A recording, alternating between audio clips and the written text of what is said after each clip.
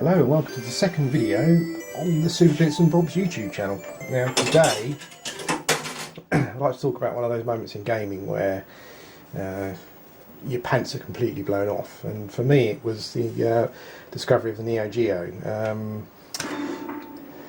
The first time I ever played a Neo Geo was again, a friend bought one.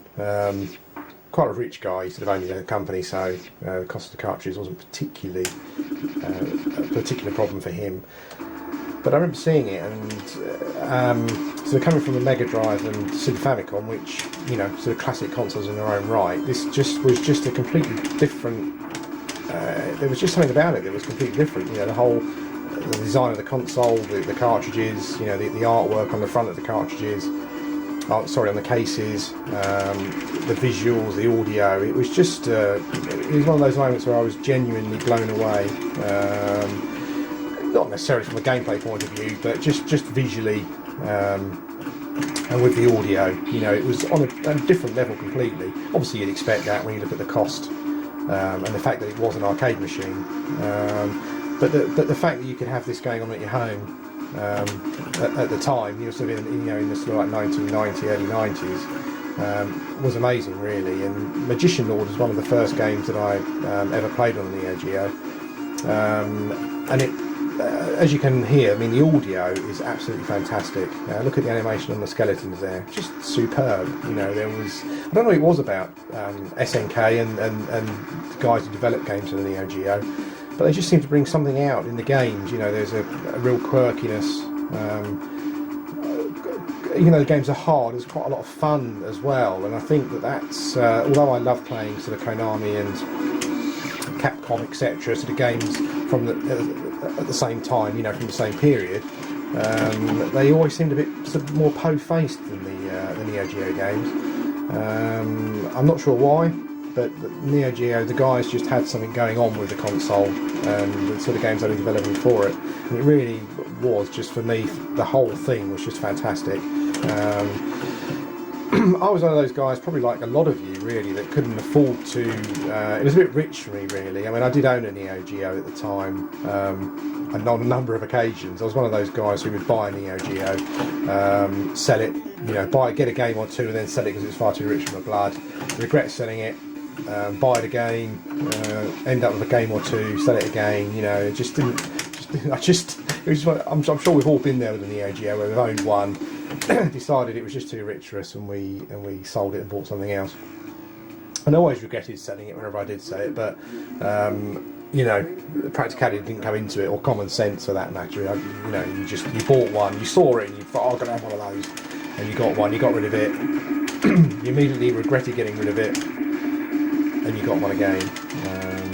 Of course, now sort of we can all experience the Neo Geo games relatively cheaply. I think the console you can pick up for on eBay. I've seen them sort of £150 with a game or so. And all the AES games now you can pick up quite cheaply.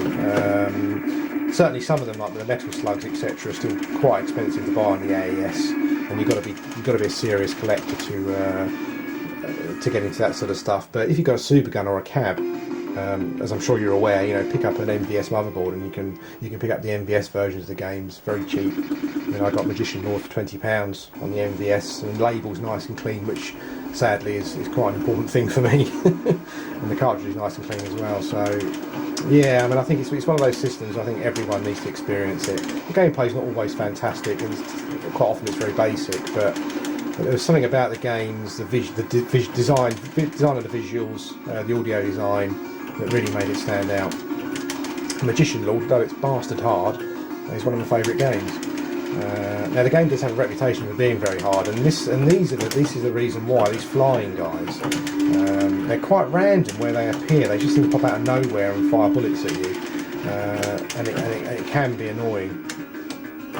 So you do have to be aware of those guys.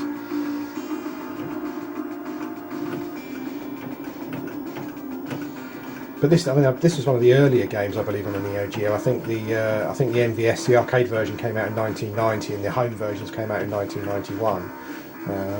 And to sort of hold a Magician Lord case in your hand with a cartridge at the time was something else. The size of the cases and the size of the cartridges and numbers on the front I think this is a 46 megabit game, so yeah, I mean, SNK really pushed that on the front of the cartridge to let you know that this was much bigger than a Mega Drive or a Super Nintendo game.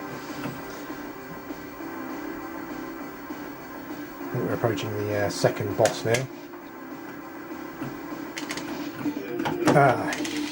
You know, complete round. The guy just jumped out of nowhere. That's the thing that makes the game so hard. It is really random. He's got me.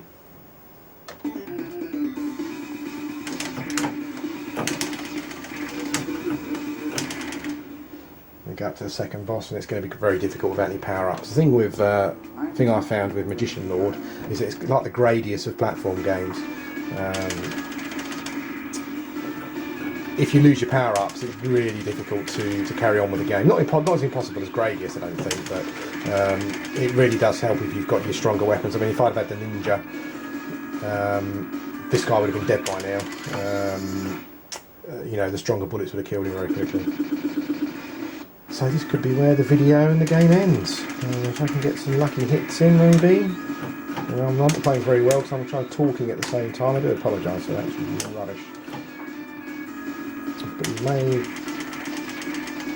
will be quite good to listen to the music on the third level, which is just superb if I can get there.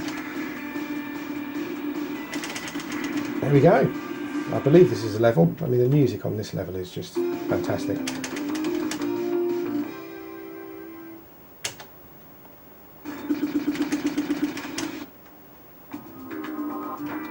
This is a bitch of a level though, really hard. Mostly made hard by these flying guys. I mean, holy smoke.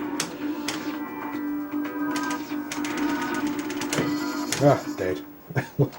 brief glimpse of level 3. Anyway, that's the Neo Geo and Magician Lord.